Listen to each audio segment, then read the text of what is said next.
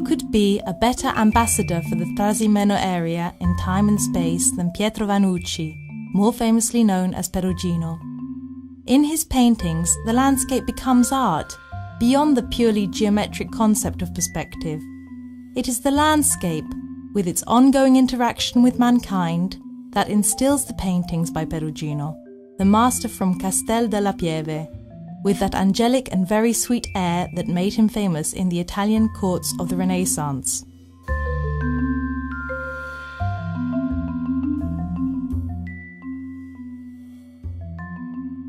Those views of hills that slope down gently into plains with trees reflecting in the calm waters, traversed by farmers and soldiers. Those landscapes with soft hues immersed in timeless mists are not generically Umbrian. They are just unmistakably Trasimeno landscapes.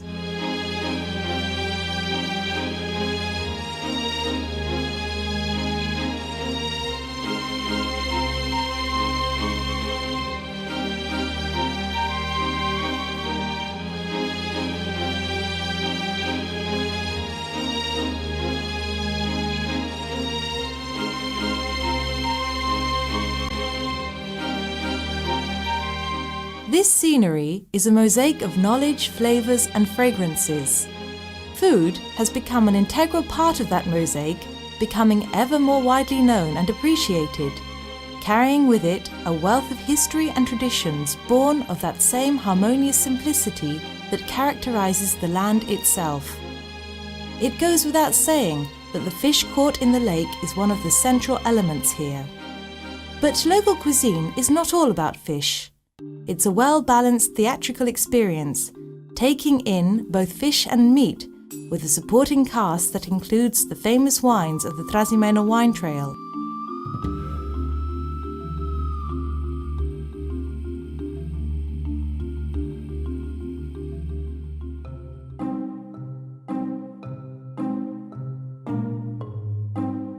From a distance, Magione seems to be surmounted by the square bulk of the Great Defence Tower, built in the 12th to 13th centuries by the Knights of Jerusalem.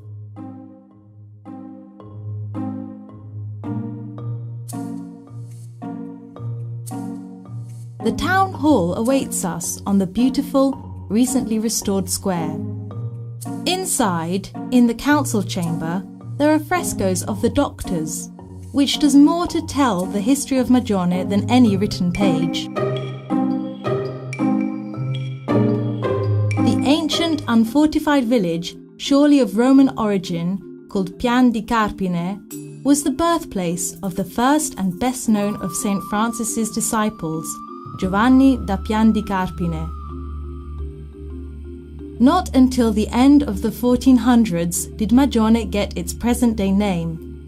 Machiavelli mentions it, in fact, in The Prince, speaking of the conspiracy planned in 1502 by the powerful Orsini family of Rome, who called a meeting at Magione in the district of Perugia against the excessive power of Pope Alexander VI and his son Cesare Borgia, the Duke Valentino, right here at the fortified hospital of San Giovanni. Fishing is always good on the shores of the lake. At the Fishing Museum in San Feliciano, we can learn about the historic fishing techniques which are still used today.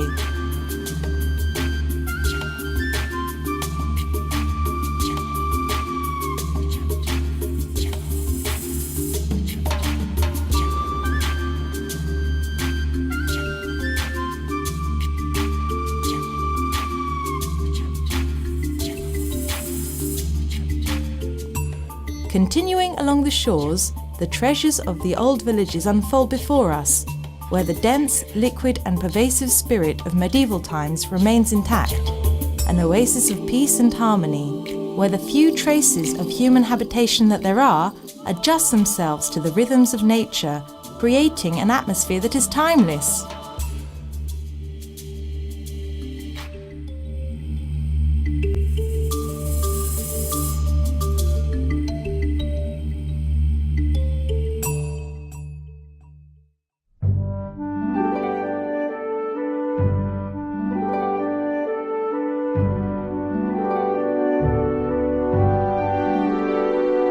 founded by the Romans in 290 before Christ as an outpost in the historic wars against Cusi and the Etruscans, the village of Piegaro is surrounded by woods of turkey oaks and downy oaks. These seemingly endless woods have provided the Piegaro community not only with great peacefulness, but also an important history, coming from shores distant in time and space.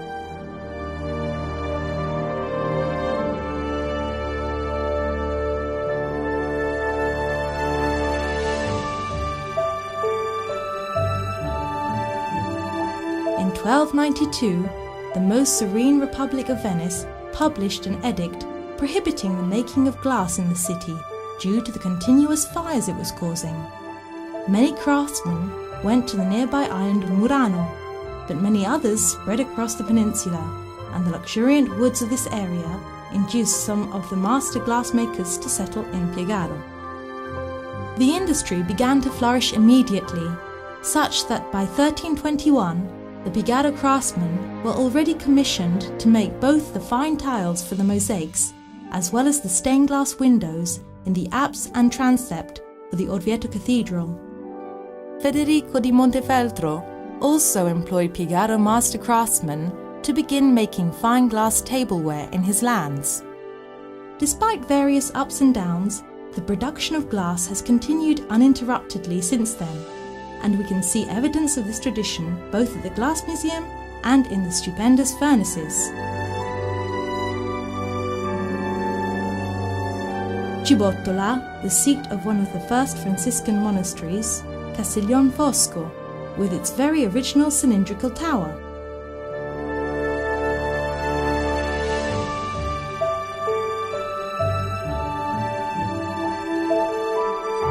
Further evidence of the area's history are the residences of the Pallavicini Marquises in the centre and the splendid Della Cornia residence just outside the village walls.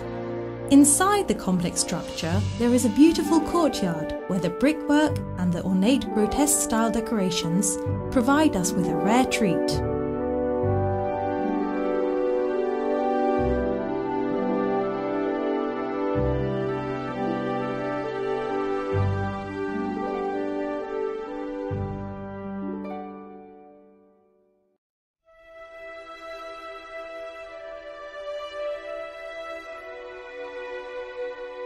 The very name of Panicale is an indication of its ancient origin. Some attribute it to Pan, Roman god of the woods, others to panico or Italian millet, the panicle of which appears in the town's heraldry. Set as a watershed between the Lake Trasimeno basin and the valleys of the Nestore and Chiana rivers, the village of Panicale has maintained intact the elliptical plan of its castle, which is documented from as early as the 10th century, an almost perfect oval with the Piazza della Corte, now Piazza Umberto I, at the centre, with the church of San Michele Arcangelo and the 15th century polygonal basin later made into a fountain.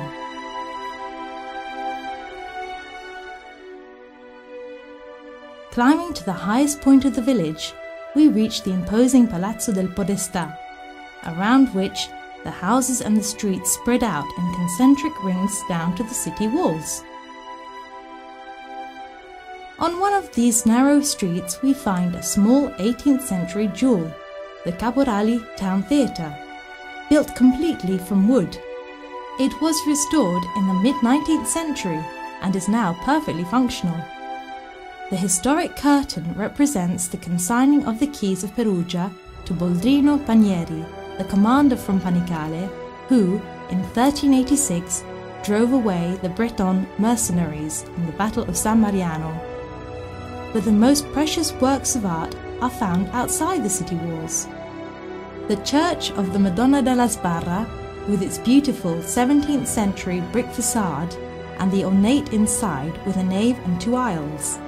The Church of San Sebastiano, just outside the Perugina Gate, a modest building, simple inside, but which contains two unique gems, the splendid fresco by Perugino and the fresco of the Madonna and Child. We can't leave Panicale without having seen the Tool Museum, with the displays of the Ars Panicalensis. This is the name given by Anita Belleschi Grifoni in the early 1900s to the art of embroidery on tulle, which was flourishing in this area as early as the 14th century.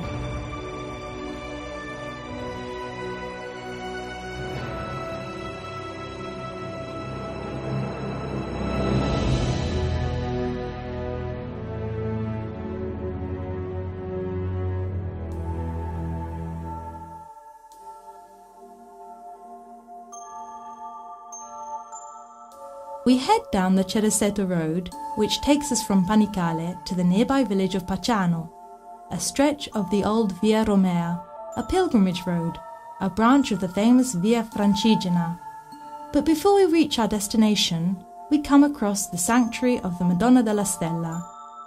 It is told that a pilgrim staying at an inn in Pacciano in 1561 saw a ray of light from a star striking a shrine dedicated to the Virgin Mary 3 nights in a row. The news spread among the people, who then wanted to build a sanctuary, and the original shrine is still contained in the high altar.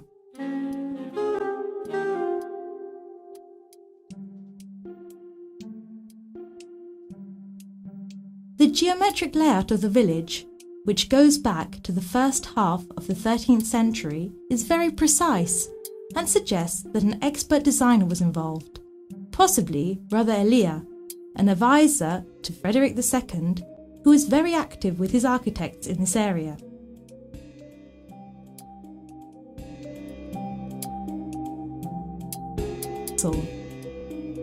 The number 3 is pervasive throughout this tiny village, one of the smallest of those recognized as the most beautiful villages in Italy. There are 3 city gates, and at the centre of the triangle, formed by connecting them, is the entrance of the Church of San Giuseppe.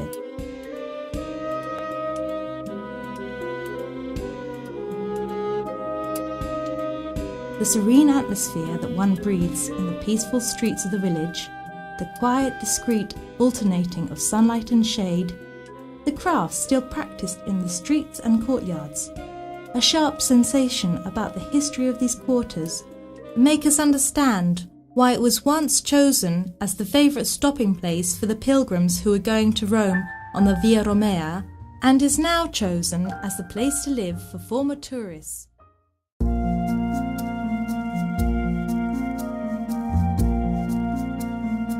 Perched on the hill overlooking the Val di Chiana, from a distance it appears as a ribbon of red bricks that rise up suddenly from the intense green of the surrounding countryside.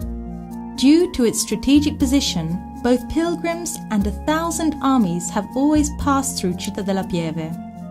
It is said that its plan is shaped like that of an eagle on the coat of arms of Frederick II, who, in his triumphant march toward Rome, wanted it thus, in resemblance of Siena, when the town was still called Castel della Pieve. And it is still like that, a town conceived for armies, for knights, for archers and infantry, a military town, but above all an artist's town, because in the mid-1400s this was the birthplace of Perugino, and in the late 16th century of Antonio Pomarancio. Many works by these 2 artists and by many of their students can still be seen here today in the churches and in the palaces of the nobles.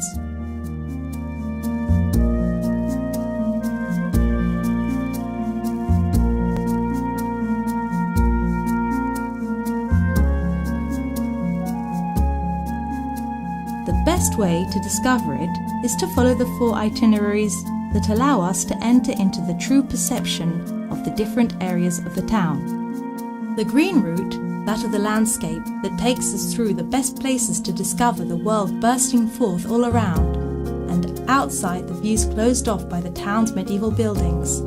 From towers and belvederes, we discover those magical landscapes of hills and lakes idealized by Perugino in many of his works.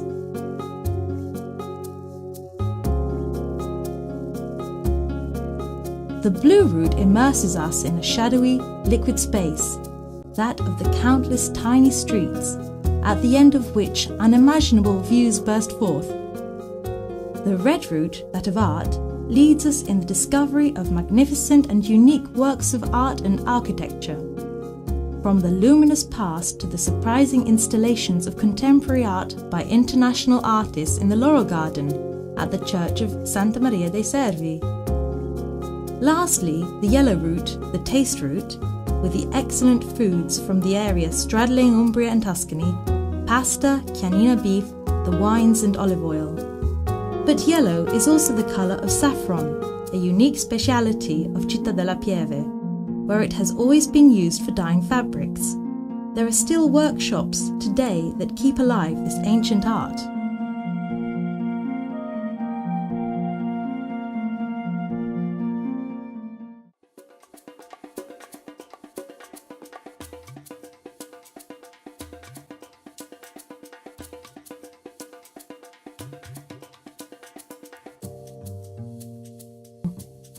One can fully appreciate Castiglione del Lago's position from on high, embracing the view of all the surrounding area.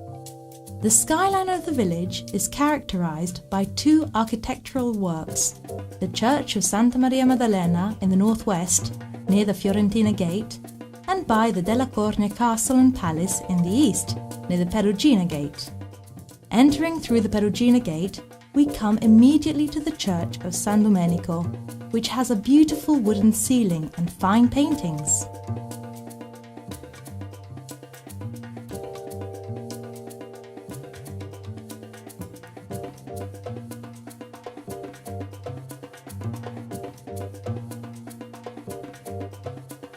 Continuing, we are welcomed by the imposing Palazzo della Cornia, now the town hall. Here begins a monumental tour that goes as far as the castle. It starts in the rooms beautifully frescoed by Pomerancio the Elder, with mythological topics and scenes from the Battle of Lake Trasimeno.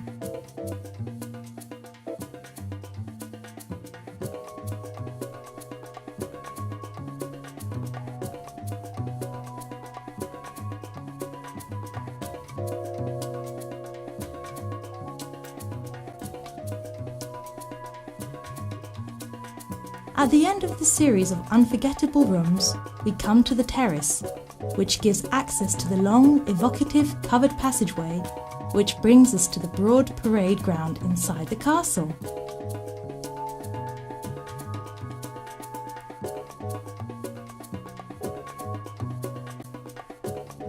Already existing in Etruscan and Roman times, the castle was completely restored by the ever-present Frederick II in the mid-13th century, and given its imposing pentagonal plan, with the elegant triangular tower overlooking the lake, from which one can enjoy a completely unobstructed view. This strategic position is undoubtedly what made this such a fortunate site. There is a very pleasant and suggestive path around the hill, outside the walls amid the olive trees. From here, we can also see a stretch of the very popular bicycle path, which goes all the way around the lake.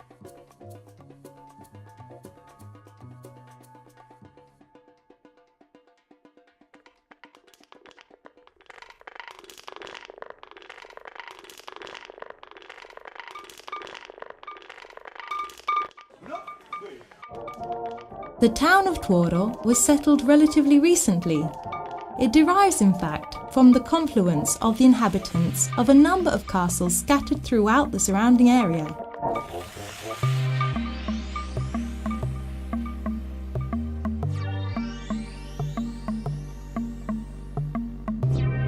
We can see Tuoro's greatest treasure immediately from the belvedere near the town hall, its views of the lake with its two islands, Maggiore and Minore.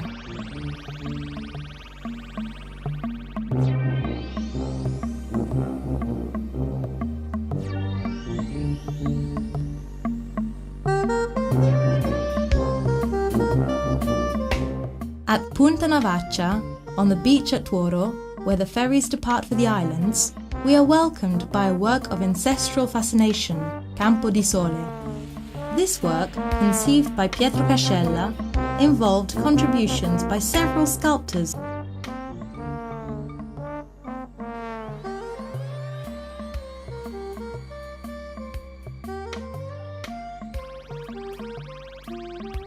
visit to the battle site is revitalized by the graphic images that guide us, provide us with information, and allow us to relive those moments that were so tragic in the history of Rome, but essential for the evolving of its destiny. Maggiore Island, with its fishing village, seems frozen in time, when the young women wove nets with great skill. In the early 1900s, the Marquise Elena Guglielmi brought a teacher from Ireland to instruct the skilled daughters of the island's fishermen in the art of lace making, called Irish point, which is done using especially fine threads and hooks that make it possible to create extremely fine embroidery.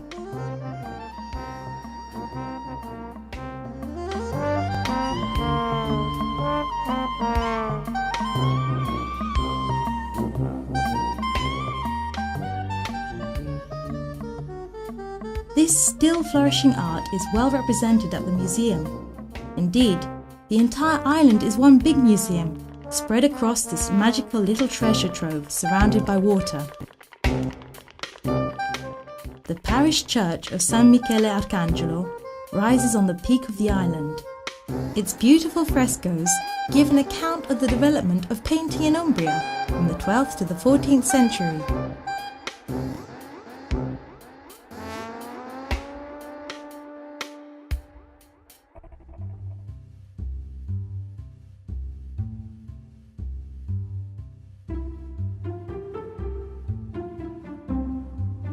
Built in Etruscan times on a rocky promontory on the lake shore, Passignano's strategic position has been decisive for its history and its destiny. Following the Battle of Lake Trasimeno, Hannibal blocked the retreat of the surviving Roman soldiers here. Then, after the Pax Romana, the village was the theatre of wars between Arezzo, Florence and Perugia, and of the conflicts between the Della Cornia and Oddi families. Undisputable evidence of this past of wars and destruction remains in the castle and in the towers of the defence walls, some of which are incorporated in the town's buildings.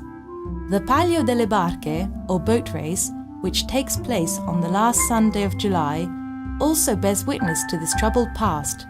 The race is a reenactment of the 1497 routing of the Sienese, who had to abandon the castle abruptly, carrying their boats with them on their backs.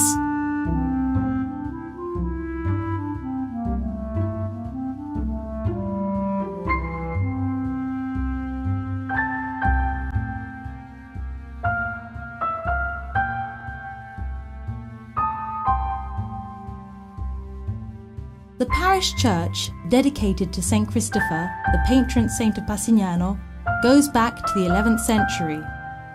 The ceramic tile from the 1500s shows us the saint crossing a river teeming with fish, a clear reference to what was the village's main industry. Inside, there are frescoes from the 1400s and beautiful wooden statues. The Church of the Madonna dell'Uliveto, with its splendid Renaissance altar by the Cortona School and painting of the enthroned Madonna, goes back instead to the 16th century. In Castelrigone, we can admire the Sanctuary of the Madonna of Miracles, considered one of the best examples of Umbrian Renaissance architecture. The local economy has always been connected with the lake. Until the 20th century, Passignano was a fishing village, but in 1904, the first Trasimeno transport company was founded, and later the School for Seaplane Pilots was established.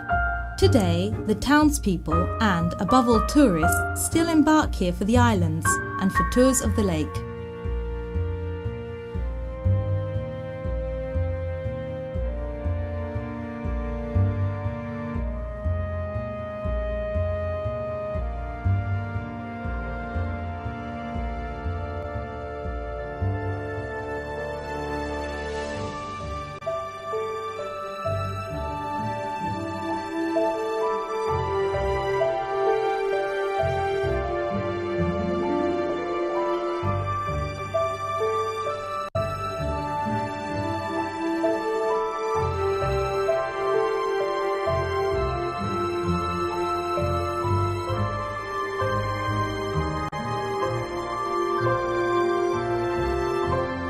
Lake Trasimeno is one of the main tourist attractions in the Umbrian region, offering fantastic accommodation and catering facilities.